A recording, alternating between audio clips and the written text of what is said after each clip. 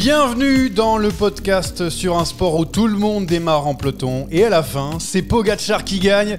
On va parler du prodige slovène en première partie, le vainqueur de Tirreno Adriatico face à Primož Roglič, vainqueur de Paris-Nice, l'autre slovène. Y a-t-il match entre les deux? Et puis on va aller en Italie avec le premier monument de la saison, Milan-San Remo, à la Philippe out à cause d'une maladie. Le grand favori sera encore une fois Tadej Pogačar, et puis notre invité, un Français qui a gagné la semaine dernière. Non, ce n'est pas Warren Barguil, non, ce n'est pas Christophe Laporte, non, ce n'est pas, je sais plus qui a gagné, il y en a plein qui ont gagné la semaine dernière. C'est Mathieu Burgodeau, le coureur de Total Energy qui a remporté son premier succès sur les routes de la course au soleil. Aujourd'hui avec nous autour de la table, le seul d'ailleurs qui est autour de la table, c'est Rémi Dos Santos, bonjour. Oui, bonjour Johan. Cette intro était très longue. Et très longue, et c'est normal, on a besoin d'informer tous les auditeurs sur ce qui va se passer dans ce podcast. Et puis on a besoin aussi de Jérémy Sakian qui revient malgré son état lointain actuellement. Oui, bonjour à tous. C'est vrai, intro très long et j'ai pas entendu la présentation de Gilou, je suis un peu inquiet. Alors justement, on voulait en parler, évidemment. Gilles Wax à Belgique, qui devait être représenté pour ce podcast. Il est où? Il est dans le bus. Pour aller où? On ne sait où. Peut-être qu'on le retrouvera tout à l'heure pour le quiz. En attendant, nous, on va avancer parce qu'on a besoin de personne pour parler cyclisme. On n'a pas le temps. C'est parti d'ailleurs pour le départ. Pogačar ultra dominateur sur Tirreno Adriatico, Primož Roglič qui a vaincu la malédiction française en remportant Paris-Nice, merci Wout van Aert, et puis qui a failli claquer le Grand Prix de Denain. D'ailleurs Primož Roglič, on en parlera un peu plus tard du Grand Prix de Denain d'ailleurs parce que ça nous a bien fait sourire. Bon, déjà pour vous, et on va commencer par Rémi qui est à côté de moi, qui est la primeur aujourd'hui, qui a été le plus impressionnant des deux, même si j'ai déjà un petit avis sur la réponse, mais pour toi, dis-moi, qui a été le plus impressionnant des deux? Non, évidemment, ce sera Pogačar. On va pas être original. Le mec n'a jamais craqué. Il a gagné 2 étapes, si je ne me trompe pas, oui, tranquillement. Il a collé quoi, une 15, une 20 à Vingegaard. Bon, voilà. Alors que Roglič a failli perdre le dernier jour. Tu l'as dit, merci Van Aert. Donc, oui, Pogačar sans problème. Alors, pour mon ami Sakian, est-ce que c'est plutôt Primož Roglič ou plutôt Pogačar qui t'a impressionné sur les 2 courses World Tour qui viennent de se dérouler? Malheureusement, il n'y a pas trop photo. Et quand je dis malheureusement, c'est par rapport au Tour de France. On a eu de cesse de répéter, peut-être Roglič à 100% pourrait venir en défaut à Pogačar. Il pourrait l'empêcher de gagner. Aujourd'hui, on a l'impression qu'il est quand même très loin du niveau de son jeune compatriote. Donc c'est un petit peu inquiétant pour moi, à quelques mois du Tour. On a la sensation aujourd'hui que Pogačar est intouchable et on voit mal comment il pourrait perdre son 3e tour alors qu'on est qu'en mars, qu'on est qu'à Paris-Nice et Tirreno et on est déjà rempli de certitudes. Ce qu'il y a surtout, en fait, c'est que Roglič, tu sais qu'il aura un jour où il sera moins bien. Voilà, il l'a eu sur Paris-Nice, il l'a eu sur le Tour de France en 2020, en plus de la Shkumun. Ouais, alors que Pogačar n'a jamais eu de jour sans. En tout cas, pour l'instant, on l'a jamais vu. Mais après, est-ce que le plateau était pas plus fort sur Paris-Nice que sur Tirreno Adriatico, même s'il y avait le 2e du dernier Tour de France? Je pose la question. Ça peut être aussi parce que les Simon Yates, les Nairo Quintana, je sais pas, les Felipe Martinez, c'est peut-être au-dessus de la concurrence d'un Vingegaard qui est actuellement, on connaît pas trop son niveau d'ailleurs, même s'il a été excellent. Non, Jérémy? Non, moi je pense pas. Vingegaard, on a beau dire, c'est que Vingegaard, c'est quand même le 2e du dernier tour. Le 3e, même s'il a abandonné, c'était Carapaz. Il était sur Tirreno aussi. Il y avait du Landa, il y avait du Enric Mas. Je pense pas qu'on puisse parler de différence de plateau. Je pense même qu'à Paris-Nice, Roglič a tué la course dès le premier jour. Ça a mis un coup sur la tête de tout le monde. Donc en termes de plateau, pour moi, c'est du 50-50.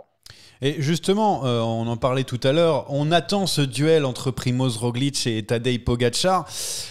On en rêve et finalement, on le disait, c'est finalement un duel qui n'aura peut-être pas lieu. Rémi, est-ce que c'est ça aussi qui porte préjudice? Parce que vraiment, on pense que ce sont les 2 Slovènes qui vont se tirer la bourre et finalement, il n'y a peut-être qu'un seul Slovène qui va se tirer la bourre tout seul, il a besoin de personne. Non, il a besoin de personne, il n'a même pas besoin d'équipier.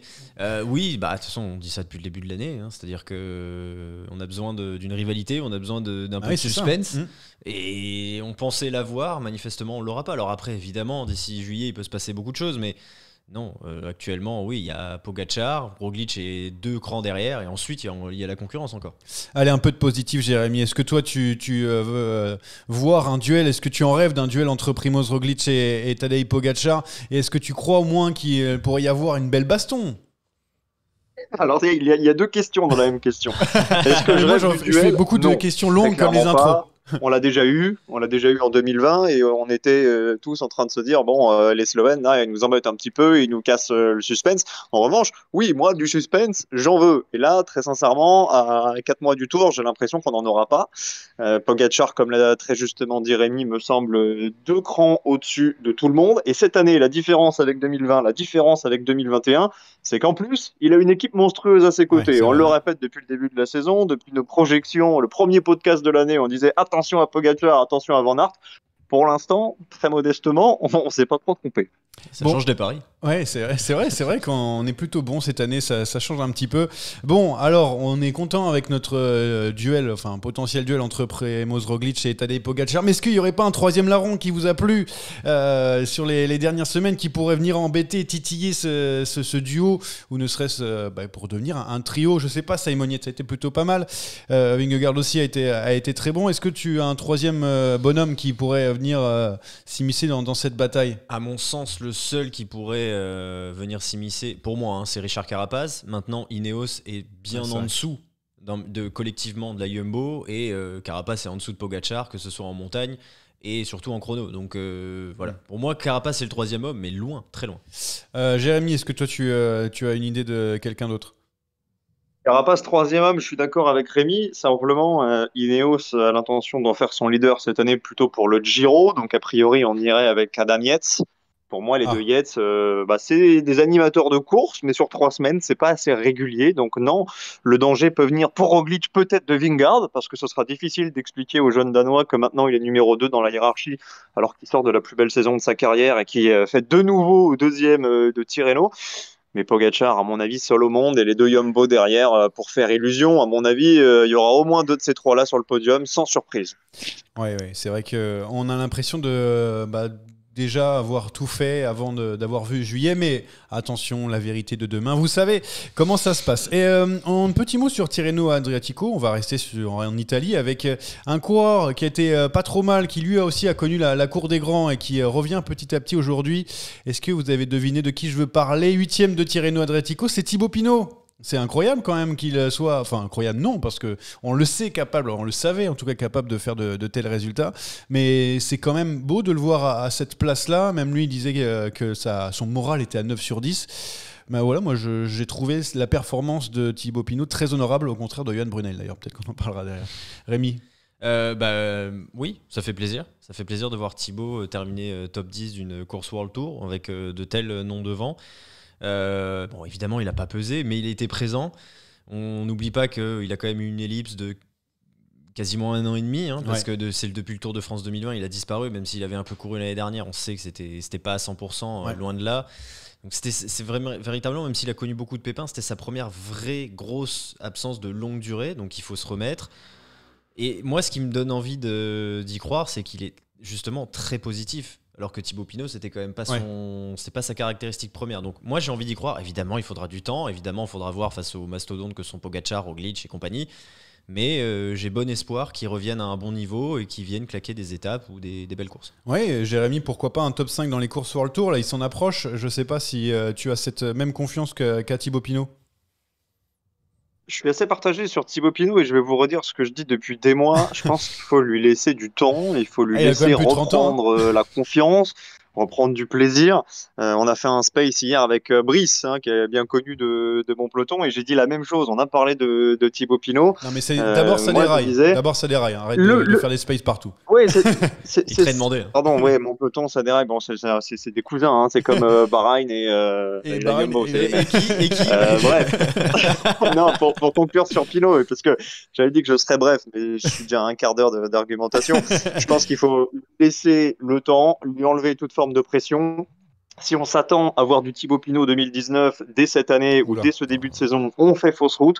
Par contre, le Thibaut Pinot du milieu des années 2000 qui allait claquer une étape sur l'Alpe d'Huez après ça te fait larguer au classement général, ça c'est tout à fait crédible. Mais laissons-lui du temps. Et toi, le mafieux que tu es, est-ce que tu apprécies la punchline de Johan Brunel sur les réseaux sociaux parce que bon, je l'ai vu. Il a relayé l'article de Thibaut Pinot Johan en disant Brunel, qu'il a il voit ça avec son œil de directeur sportif, un œil mercantile. Je serais tenté de te dire. Il se dit un mec qu'on paye à ce prix-là, 2,5 millions, il est obligé de claquer des résultats. Mais c'est bien là la différence entre lui et Marc Madiot, c'est qu'il y en a un qui est chef d'entreprise et l'autre c'est père de famille. Oui, après, si Johan Brunel peut lui donner quelques produits dont il a le secret, peut-être qu'il pourrait faire mieux. Hein, il doit toujours avoir le 06 de Ferrari. Ouais. Ça c'est clair. Non, mais Johan Brunel, il parle beaucoup, il faut pas toujours écouter. Moi, ça m'a fait toujours prendre à une degré. Ouais, ça m'a fait rire aussi. Ne t'inquiète pas. Allez, on passe à la première rubrique comme d'habitude. On attaque pas. Attaque de Pierre Rolland encore une fois. Personne ne réagit. Alors, on commence par un truc qui nous a bien fait rire avec Rémi. Roglic, Vingegaard, Felipe Martinez, encore Aurélien Paré-Pinte sur le Grand Prix de Denain. C'est moi ou ça se passe plus dans le Nord mais dans les Alpes la course, Rémi? Est-ce que t'attaques ou t'attaques pas? J'attaque. Oui, bien sûr, évidemment. C'était improbable. On a vu que la dernière partie de la course, mais on s'est quand même bien marré, hein, parce que c'était improbable. On est tombé sur une composition d'échappées. C'était le truc. Il y avait Roglic, il y avait Narvaez, il y avait Magdush, il y avait 3 Ineos déjà devant. Pas de problème. Puis un quatrième qui a attaqué d'un autre kilomètre. Ok, Felipe Martinez. Jérémy, toi, tu t'attendais à voir autant de monde là sur le Grand Prix de Denain? Oui, bah évidemment, on peut en rire.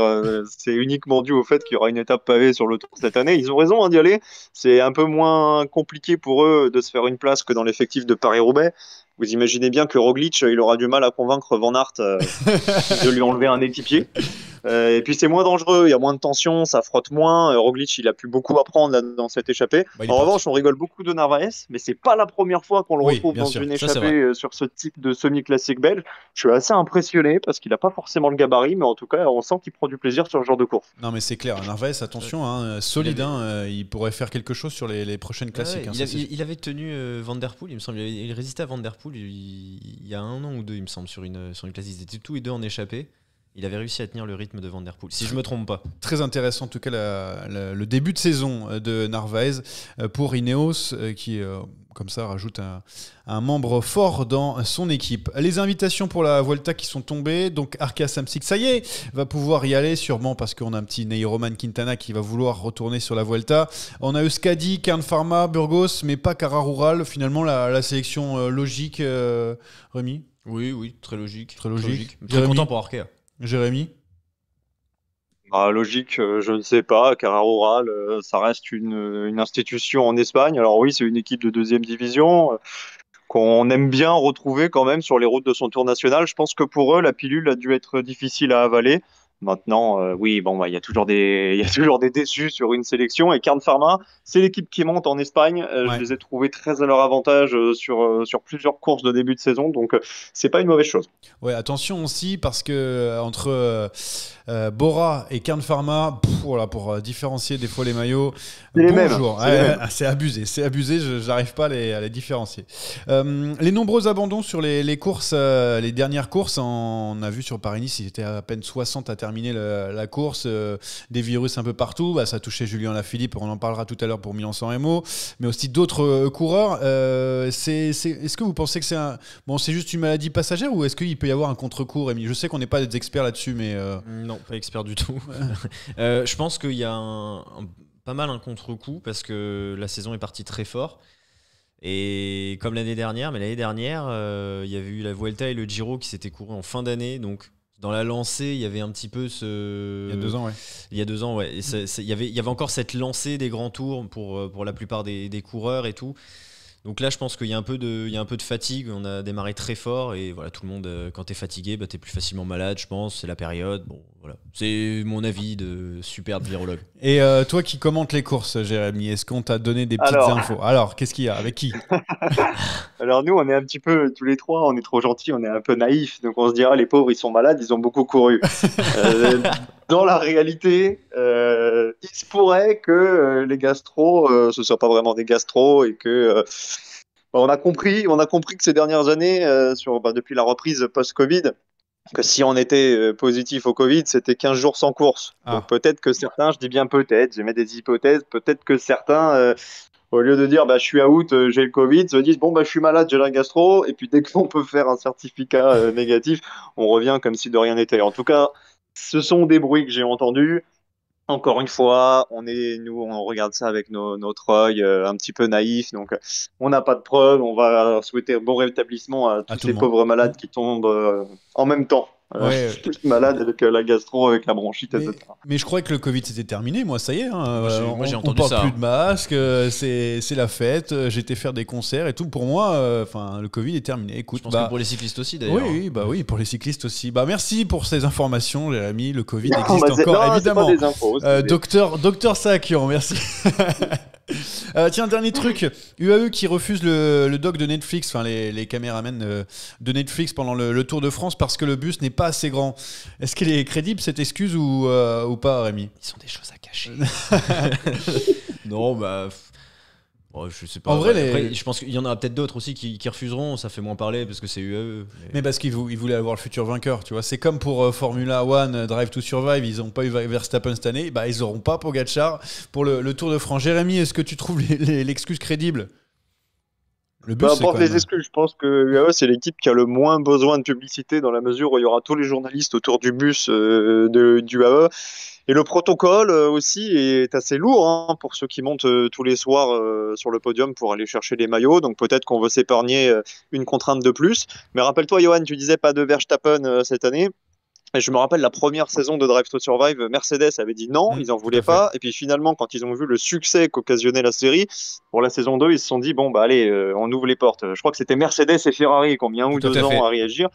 Et ça a fini par rentrer dans l'ordre, donc on verra pour les prochains. Mais justement, c'était l'une des excuses, tu dois faire partie du staff de UAE, l'une des excuses en disant, vous avez vu, Mercedes, ils ont mis un petit peu de temps, on va voir, c'est pas le bon timing. La place dans le bus, c'est vrai, parce qu'ils ont déjà un dock en inside, etc. Donc évidemment, je dis ça pour rigoler, mais ils ont quand même une excuse un peu plus forte que de juste, je n'ai pas de place dans le bus. C'était pour rigoler, parce qu'après, on va dire #dopage. Et donc voilà pourquoi je voulais préciser. Allez, on passe à notre invité du jour, parce que oui, on a un invité de prestige, il a gagné il n'y a pas longtemps, c'est Mathieu Burgodeau, le coureur de Total Energy. 220 km d'échappée, une arrivée solitaire, un exploit dont il faudra bien se rappeler tout au long de la saison. Allez, on accueille notre invité de prestige, Mathieu Burgodeau, le coureur de Total Energy. Bonjour Mathieu, ça va ? Bonjour, ça va bien, merci. Oui, ça doit bien aller, parce que tu es un homme heureux, je suppose, surtout quand on obtient sa première victoire chez les pros en World Tour avec ce succès sur la 6e étape de Paris-Nice. Bon, il doit y avoir beaucoup de joie en tout cas. Oui, c'est sûr, il y a beaucoup de joie, ça fait vraiment plaisir d'avoir enfin gagné depuis le temps que je tournais autour, donc c'est très satisfaisant. Ouais, justement, tu parlais de tourner autour. Déjà, très beau début de saison, avec une 5e place au général sur Bessèges, notamment un top 10 sur la Drôme Classique. L'année dernière, tu avais fait 2 podiums en fin de saison, une en France, je crois, et une en Italie, à 23 ans. Voilà, on a l'impression que tu as passé un cap. Ça y est, c'est fait. Oui, c'est vrai que déjà l'an dernier, en fin de saison dernière, j'avais physiquement, je sentais que j'étais bien plus présent et que j'avais la gagne dans les jambes. Et puis cet hiver, j'ai vraiment fait un bel hiver.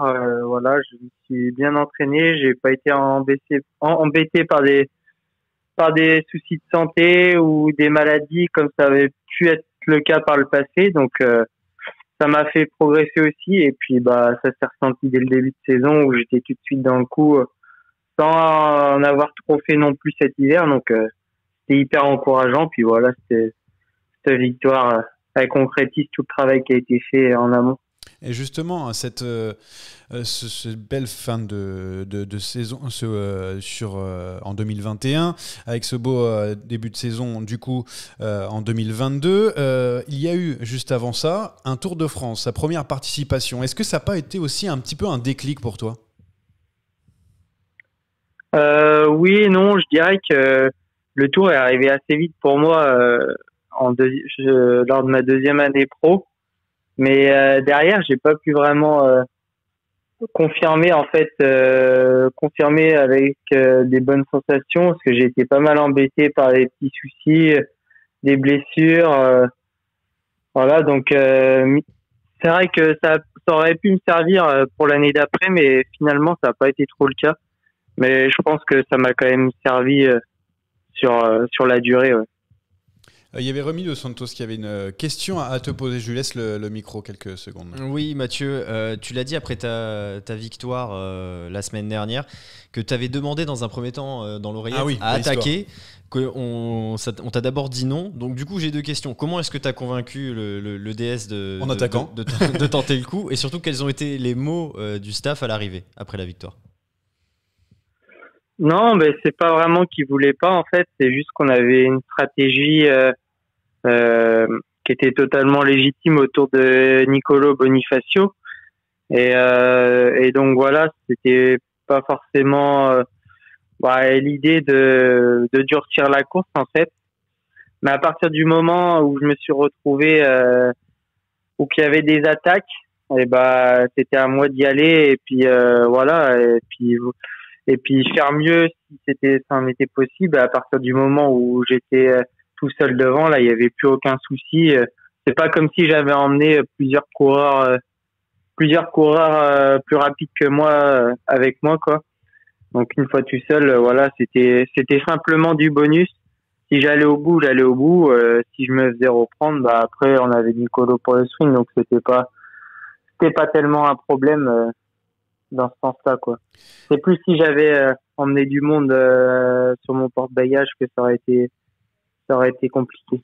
Et justement, en plus, on peut rebondir sur une question que j'avais. 3e année chez les pros, déjà, et on a l'impression qu'on te fait de plus en plus confiance dans l'équipe, et ça a été le cas sur Paris-Nice, où tu as pu attaquer dans le final. Et tu vas avoir plus de liberté cette saison, c'est ça? Oui, peu à peu, je commence à prendre un peu plus d'importance dans l'équipe. Voilà, forcément, quand les résultats sont là, après on fait un peu plus confiance. Donc c'est ça aussi qui me booste. Moi, j'aime bien quand je peux m'exprimer et puis tenter des choses. Et c'est ça qui me booste et qui me donne envie de me surpasser.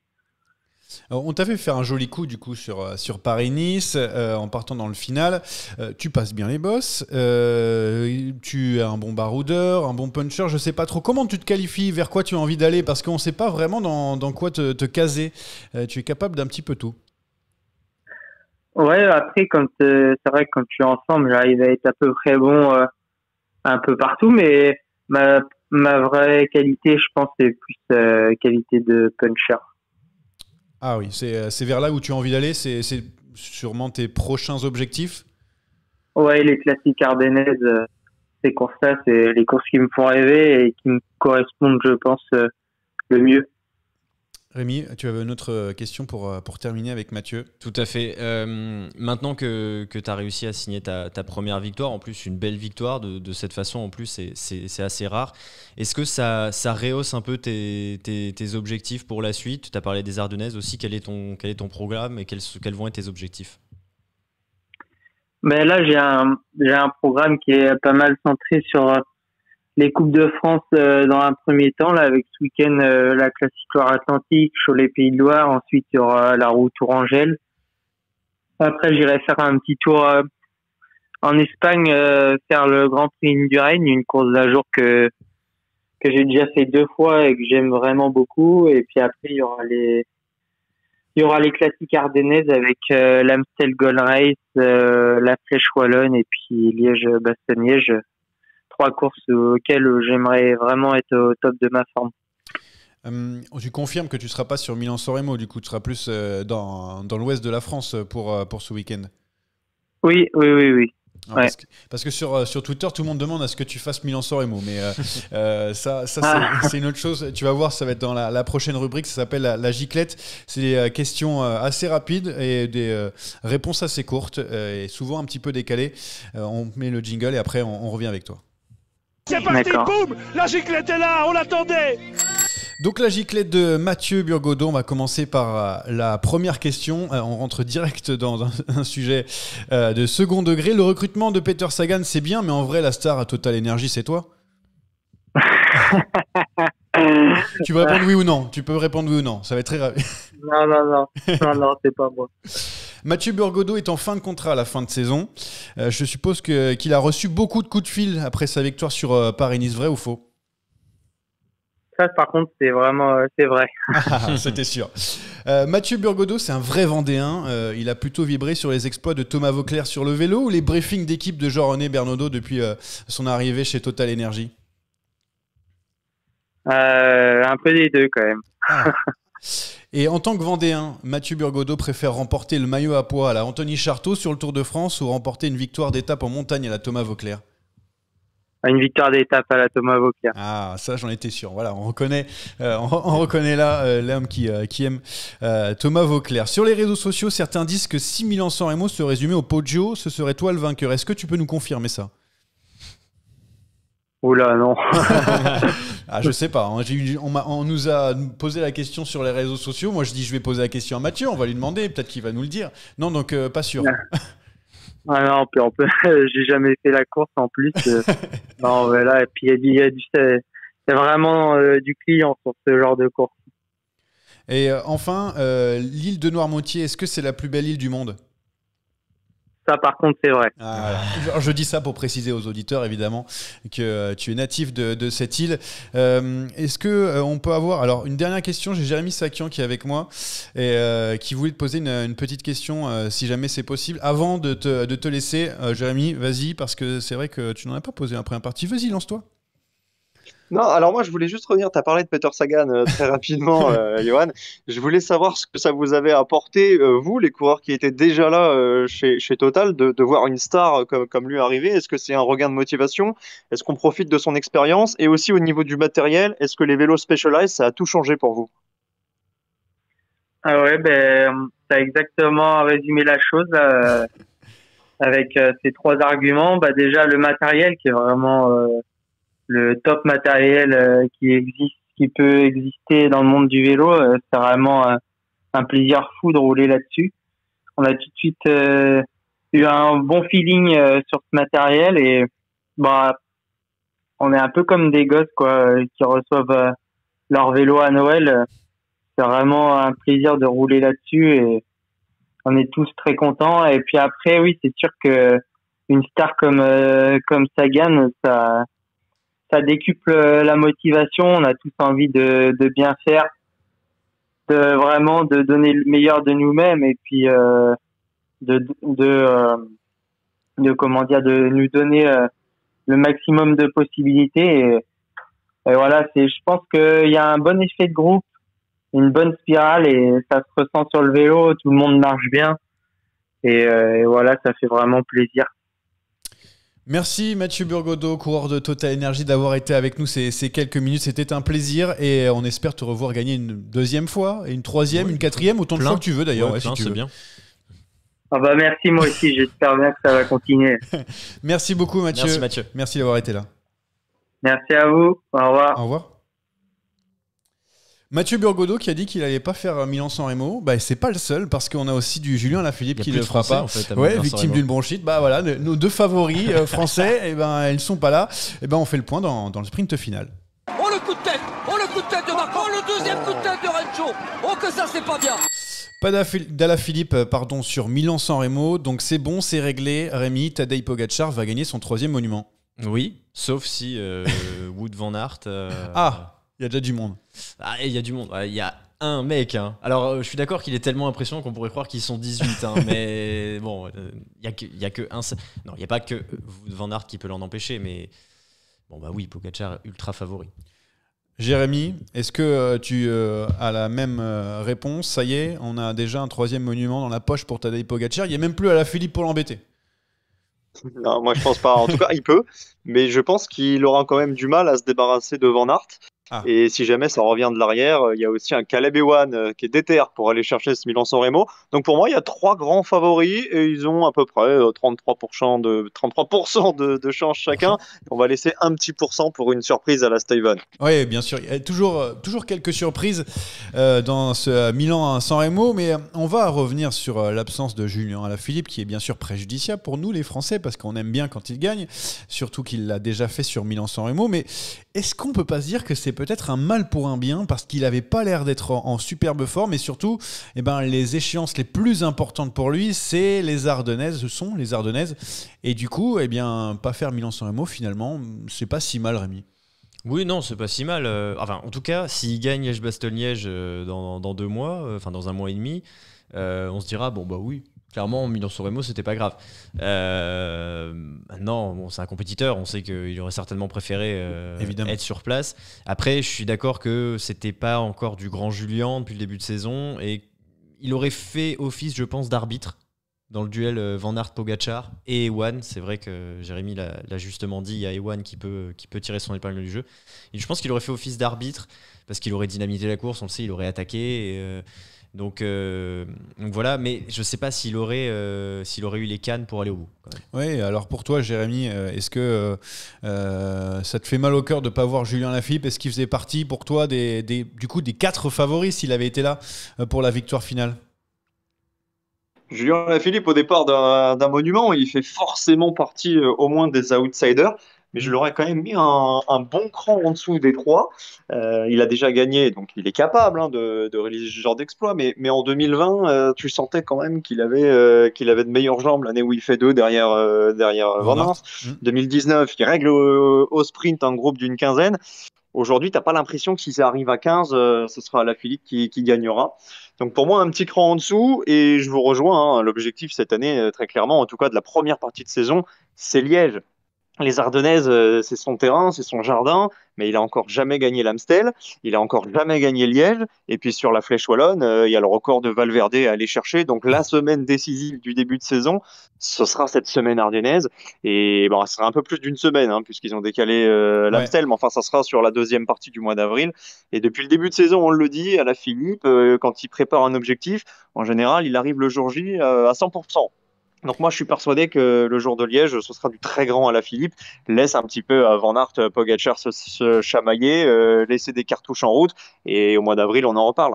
Oui, après, je me souviens qu'en 2020 aussi, il n'avait pas très très bien commencé sa saison et finalement, oui, bien sûr, et finalement, il avait été très très fort dans le Poggio. Donc, on sait qu'il est là lors des grands rendez-vous. Est-ce que tu penses que Julien Alaphilippe connaît un mauvais début de saison et donc là par contre ça peut être vraiment très problématique. On a peur ou on n'a pas peur chez Rémi Dos Santos ? Non, on n'a pas peur. Il fait un début de saison un petit peu en deçà, oui certainement. Maintenant il n'a pas eu les courses sur lesquelles on attendait de le voir briller, de le voir gagner. Certes l'année dernière il gagne sur Tirreno, il gagne une étape, pas cette fois, mais bon, c'est la seule différence. Il avait déjà fait 2 du Tour des Alpes-Maritimes et du Tour de la Provence. Ouais. Bon, voilà, il manque cette petite victoire pour l'instant, mais c'est pas non plus alarmant. Par contre, s'il rate évidemment les Ardennaises, là, ce sera complètement différent. Ouais, en plus, il y a une interview décalée de Benjamin Thomas il y a quelques jours, je crois, dans l'équipe. On lui demandait quel était le coureur le plus affûté et il a dit que c'était Julien Alaphilippe. Donc voilà, c'était juste la petite info que je voulais donner. Aussi affûté que Jérémy Sakian. Tu l'as dit tout à l'heure, les favoris Van Aert, Ewan, et pourquoi pas Roglic. On attendait le duel tant attendu, il va être là. C'est là, Roglic vs Pogačar, c'est maintenant, Jérémy. Non, je pense pas. Je pense que Roglic, c'est pas maintenant. Je pense que Roglic, s'il est sur Milan-San Remo, c'est avec une seule idée en tête, rendre à Van Aert ce que Van Aert lui a offert sur Paris-Nice, c'est-à-dire le maillot jaune sur un plateau. Donc ça, c'est pour Roglic. Quant à Alaphilippe, je suis d'accord avec Rémi, je suis absolument pas inquiet. Moi, sa préparation, en tout cas son début de saison 2022, me fait penser au Tour de France 2020. Il consentait beaucoup d'efforts, il allait dans les échappées, il n'arrivait pas à s'imposer, donc hormis la 3e étape, il me semble. Et derrière, il claque le mondial. Donc Alaphilippe, il sait faire. Et du coup, parmi les chances françaises qui s'amenuisent, on va pas se mentir, avec la défection de Julien Lafilippe et surtout la non-présence de Mathieu Burgodeau qu'on a eu tout à l'heure, qui vous voyez être, je sais pas, le mieux placé sur Milan-San Remo ? Moi, j'ai une idée. Moi, je vous le donne juste après. Rémi, tu as une idée ? Moi, je vois bien un Brian Cocard, pourquoi pas. Ouais, Brian Cocard. Qui fait un bon début de saison. Alors après, sur 300 bornes, évidemment, il y a quand même y a quand même du travail pour être présent dans le final. Après, on a dit meilleur français. Hein. Oui, ça évidemment. Tu peux être meilleur français et 41e. Oui, bien sûr. Mais non, je le vois quand même finir dans un petit top 15, top 20 pour Brian Cocard. À voir comment il passera, évidemment, le Poggio et la Cipressa. Très bien. Jérémy, toi, tu mettrais qui pourquoi pas top 10 français? Alors, top 10, je suis un peu comme Rémi, calmons-nous quand même sur les ambitions. Mais Brian Cocard, je le sens bien aussi. Je trouve que son début de saison est fort intéressant, surtout dans les sprints en légère ascension. Ah oui, donc là, le Poggio, évidemment, c'est pas le sprint. Il faudra redescendre sur la Via Roma, mais il est capable peut-être de passer le Poggio dans les premiers groupes.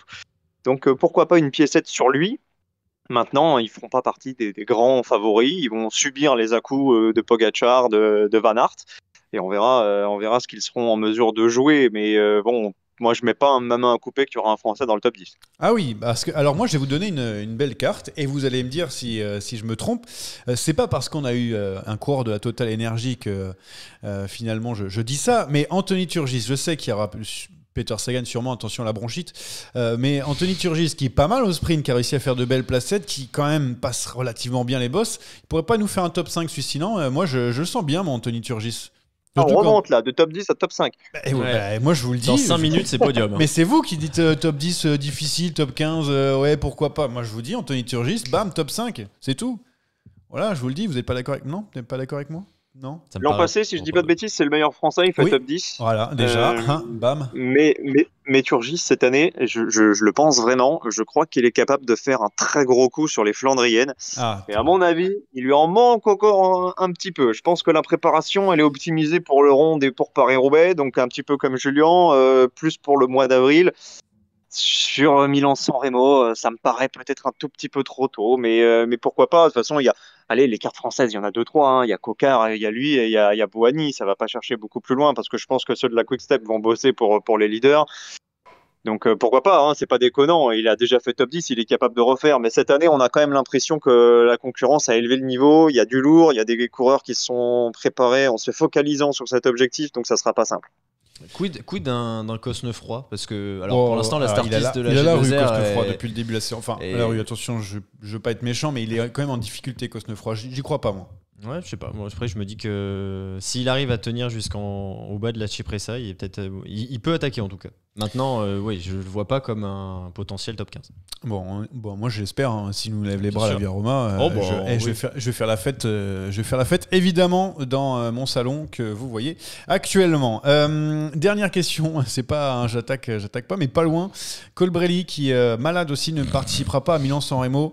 C'est pas pire que le forfait de Julien Alaphilippe finalement, Rémi? Pour le spectacle, si, bien sûr. Évidemment. Jérémy, on n'a plus trop envie de regarder Milan-San Remo maintenant. Alors, c'est vrai, mais quand même, maintenant, on est au mois de mars, il va falloir ouvrir le dossier de la Bahreïn. Ils ont fait des trucs pas mal, ils ont fait des podiums, ils étaient bons également sur le Het Nieuwsblad. Ils sont quand même un ton en dessous de 2021, en tout cas, moi, je trouve.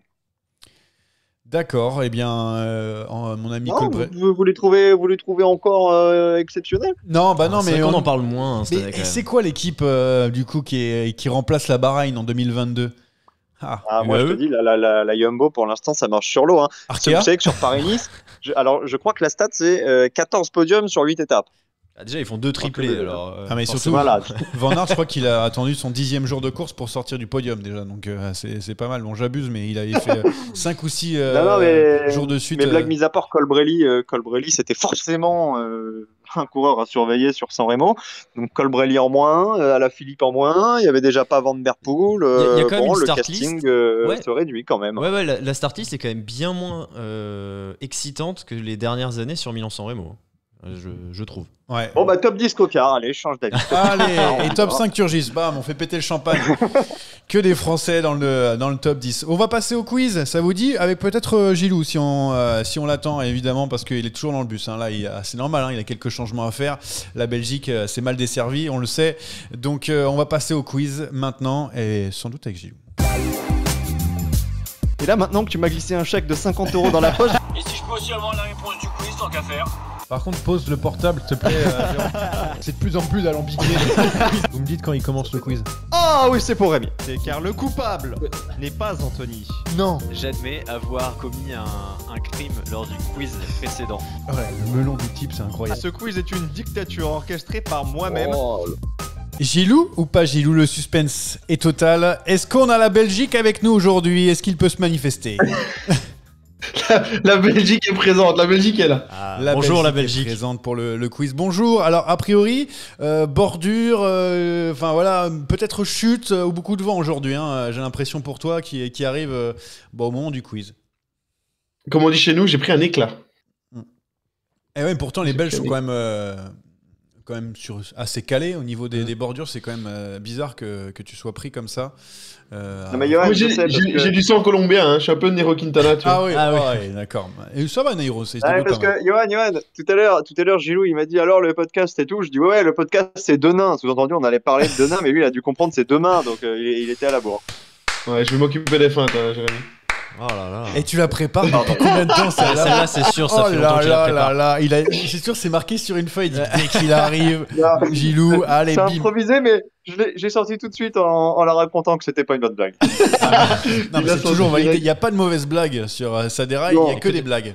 C'est tout. Après, on va peut-être commencer le quiz, je sais pas ce que vous en pensez. Oui, vas-y, lance-toi, vas-y. Alors attends, Johan, avant de commencer le quiz, par contre, je voulais qu'on fasse un point sur les scores, parce que cette année on compte, j'étais pas là la semaine dernière, donc j'aimerais un petit rappel. J'ai gagné. J'ai donc 3 points, première position, Johan Tritz évidemment, qui est largement devant, et on a 3 égalités à la deuxième place avec un petit point, Rémi, Anthony et Gilou. Voilà, Anthony qui n'est pas là, donc qui va rester... Anthony qui n'est pas là et qui a gagné un point sur tapis vert, on rappelle, hein, il n'a jamais encore gagné un quiz normalement en 2022. C'est normal, c'est comme ça, c'est un mafieux aussi comme toi. Quiz Milan-San Remo, hein. Vous avez tous compris aujourd'hui qu'on allait parler de Milan-San Remo. Alors ce sera un quiz très simple, des petites questions à chaque fois, et le premier qui trouve marque le point. Les premières valent 1 point, les suivantes valent 2 points, et la dernière vaudra 3. Il n'y a qu'une seule possibilité de réponse par personne et par question. Ma course préférée, hein, Milan-San Remo, putain. Ça commence déjà. Et c'est moi qui fais le calendrier, hein, donc... Le round arrive, mais ce ne sera pas tout de suite. Il faut attendre un petit peu. Allez, première question. Alors là, vous n'aurez pas tous la même réponse. Quel est l'avant-dernier vainqueur de Milan-San Remo de votre nationalité, messieurs? Arnaud Desmar. Au niveau de Van Aert. C'est Arnaud Desmar. Moi, c'est laquelle qui comptait parce que j'ai failli dire personne, moi. Et par contre, on n'a pas de la saturation illimitée. Gilou, si tu peux arrêter de gueuler tout le temps. Pardon, excusez-moi. Et Gilou, je te rappelle que les injures ont le point de pénalité. Ah oui, c'est vrai. Juste. Allez, deuxième question. C'était une question qui figurait dans le grand quiz Mon Peloton au mois de janvier. Quelle couleur la cabine téléphonique du Poggio? Rouge. Qui a dit rouge? Gilou, 1 point pour Gilou. Comme je suis pas en studio aujourd'hui, je ne sais pas distinguer les voix.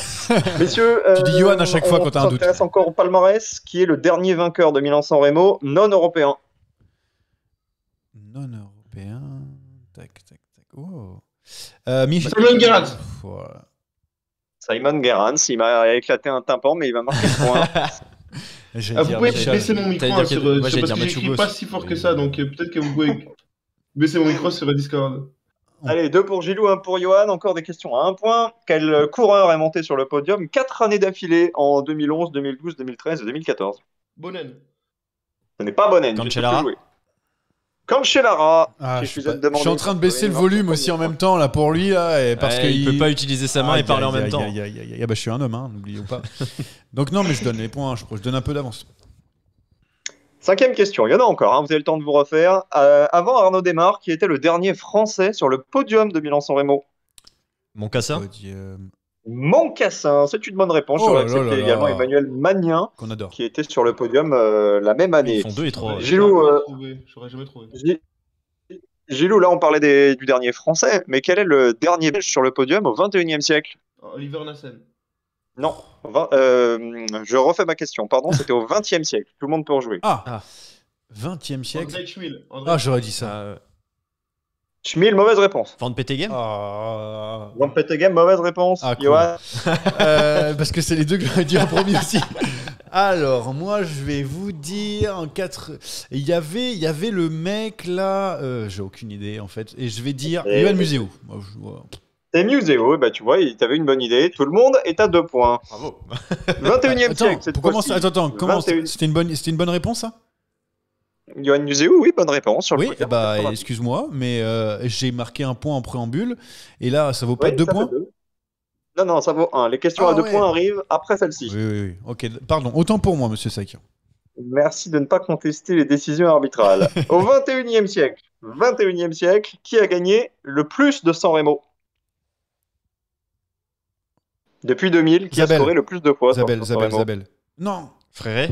J'ai entendu une réponse? Oui, il y a Isabelle et Fréré derrière, mais je pense que Rémi a raison. Alors c'est Fréré. Qui a dit Fréré? C'est moi, c'est Rémi. Mais ouais, je suis bête. Donc Rémi, tu as 3. Et j'ai pas coupé le micro de Gilou, hein. J'ai juste baissé le volume, hein. On n'oublie pas.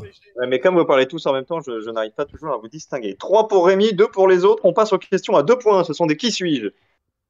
Qui suis-je? J'ai levé les bras en 2006 en passant la ligne alors que je n'avais fait que 4e. Qui suis-je?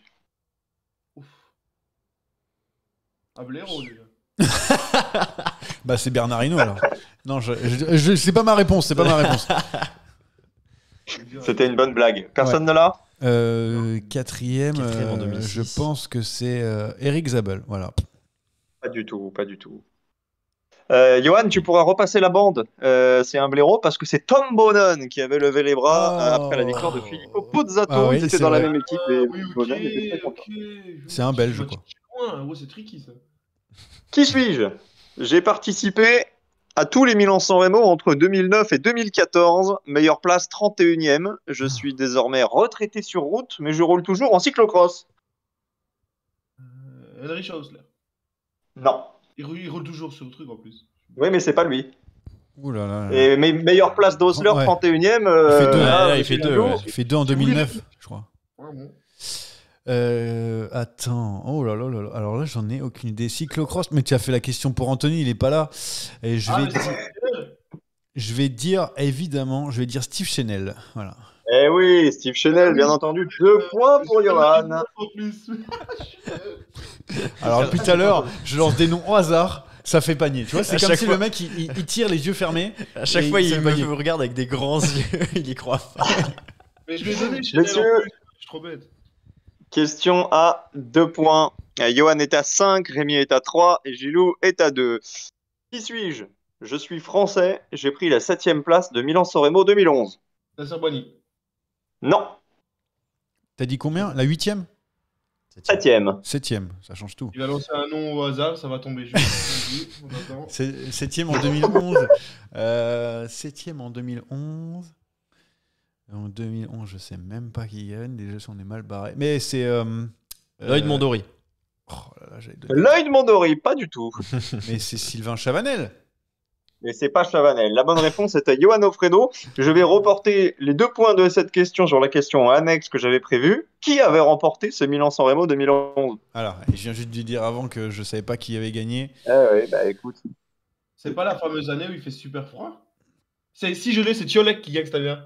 Et c'est pas Sciolek. Sciolek, c'est 2013, pardon. Donc avant Fabienne Cancellara, non, c'était entre. Donc du coup, en 2011, c'est tout simplement. Oh, je l'ai. Philippe Gilbert.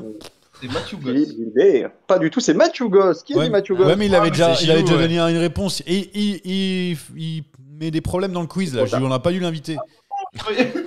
Désolé. C'est donc un match nul sur cette question. La dernière vaut 3 points. Donc, Gilou, tu ne peux plus gagner, mais tu peux égaliser. Tu peux égaler Johan. Il y aura, si c'est le cas, une question pour vous départager. Ah. Question à 3 points. Qui suis-je? Je ne suis pas européen. Je n'ai participé qu'à un seul Milan-San Remo, mais j'ai pris la 6e place. C'était en 2020 et je cours aujourd'hui pour Bike Exchange. Michael Matthews. Non, il a fait Michael Matthews, c'est une mauvaise réponse. Il a fait podium plusieurs fois, 2 fois, je crois. Il n'y aura donc pas de questions pour vous départager. Ce sera soit pour Johan, soit pour Rémi. Je vous laisse encore 10 secondes. Je peux pas lâcher maintenant. Alors, je vais. 5 secondes. Je vais dire Groves. Non, c'est une mauvaise réponse. Rémi, tu n'as personne. La victoire, elle est pour Johan. La bonne réponse, c'était Diane Smith, messieurs, qui avait fait 6e, le grand oublié des quiz. Encore une fois, une victoire totalement méritée de ma part, avec vraiment des réponses, des réponses qui ont été réfléchies. En fait, je suis un éjaculateur précoce des quiz. Voilà. Et enlève lui des points, lui, à chaque fois. Et je vais le couper. Bah, il en a déjà plus que 2. Qu'est-ce que tu veux que j'enlève? Il est encore pire qu'Anthony, lui. Oh là là, il est encore pire qu'Anthony. Mais les gars, merci de m'avoir laissé cette victoire encore une fois. Ça fait 4 points. Hein. Je commence à prendre un petit peu d'avance. Merci Jérémy pour ce quiz. Déjà sur Milan-San Remo, c'est pas facile de la hauteur. Moi, Johan, j'ai pas reçu les précédents virements, donc essaie de te mettre à jour par rapport au premier quiz. Le nombre de virements que j'ai à te faire à chaque émission, c'est quand même incroyable. D'ailleurs, j'en ai aussi à Gilou qui va être payé aussi maintenant que des vedettes dans Saderail. Et ben, on va voir si vous faites gagner de l'argent. En tout cas, aux auditeurs, c'est l'heure des paris. C'est même pas vrai. Bon alors, on a dit tout à l'heure qu'il y avait 3 favoris pour Milan-San Remo, en l'absence de Colbrelli. Pogacar, Ewan et donc Van Aert. Mais alors, qui va être le vainqueur de ce Milan-San Remo? Rémi Dos Santos. Caleb Ewan. Caleb Ewan va gagner donc Milan-San Remo. Gilou? Allez, comme Caleb a été dit, je vais dire Jasper Philipsen. Ah, est-ce qu'il sera là, Jasper Philipsen, déjà? Parce que elle nous fait pas une Anthony Nicolas nous donner des coureurs qui sont jamais là sur les courses. Si, il est là. S'il n'a pas le bronchite, il sera là. Ah, bah oui, la bronchite, la fameuse bronchite qui embête un petit peu tout le monde. Jérémy, du coup? Pour moi, ce sera Wout, mais j'ai quand même un doute. Il me semble avoir entendu tout à l'heure Rémi nous dire que Pogacar serait imbattable. Et là, il nous met Caleb Ewan. Ouais, parce que j'ai pas envie de jouer le plus facile. Non, mais je dis que Pogacar est imbattable et le gros favori, mais ça me paraît jouable quand même pour Ewan parce que y a beaucoup de paramètres quand même dans cette course, au-delà de la distance. Pour les bookmakers, ce n'est pas Pogacar le favori. C'est qui? C'est Wout. Ah. Et ben, du coup, je peux donner l'un des non favoris. Tadej Pogacar qui va gagner. Je sais pas pourquoi vous réfléchissez Milan, en fait. Moi, je me fais pas beaucoup d'argent, mais je m'en fais. Et contrairement à vous. Non, moi, je réfléchis plutôt à San Remo, parce que Milan, on n'aura pas la réponse. Oh là là. Et c'est incroyable. Après le Grand Prix de Denain, tu n'en mets pas une dedans. Hein. Et c'est moi qu'on doit virer, quand même. Non, mais Jérémy, c'est parce qu'il y a des parts dans la société, c'est pour ça. Sinon. Voilà, c'est uniquement pour ça. Merci. Merci les gars d'avoir été avec nous pour cette émission. Gilou, bon, bah, à la fin, mais bon, c'est déjà ça. Une défaite au quiz, un pari manqué. Bon, en tout cas, on le pense manqué parce que Philipsen, il passera pas le podio. Voilà, donc aujourd'hui, c'est régalade pour toi. Et puis, merci à Rémi de m'avoir accompagné ici en studio. Et Jérémy, reviens vite, hein, parce qu'on a besoin de toi. Hein. Oui, je reviens quand je peux. Vous savez, juste pour conclure quand même sur Gilou, pour les space Twitter de Brice, il est à l'heure. Hein. Par contre, pour les podcasts Saderail, là, il faut l'attendre. On va avoir des problèmes parce que sur le contrat, normalement, vous pouvez pas aller à droite et à gauche n'importe comment. J'ai pas eu vent de cette histoire. Attention, Gilou, hein, parce que tu veux un virement, mais ça se passe pas comme ça. Hein. Ouais, avec les gens qui y a ici, je suis pas le seul à manger à tous les râteliers. Attention quand même à ce que vous dites. C'est bien vrai. Allez les gars, c'est terminé pour cette émission qu'on peut retrouver bien sûr sur toutes les plateformes. D'ailleurs, vous êtes vraiment nombreux depuis le début de la saison, beaucoup plus que la première saison. Est-ce que ça veut dire que c'est meilleur? On sait pas. On va dire que oui. Merci à tous et puis à la semaine prochaine après la victoire de Pogacar sur Milan-San Remo.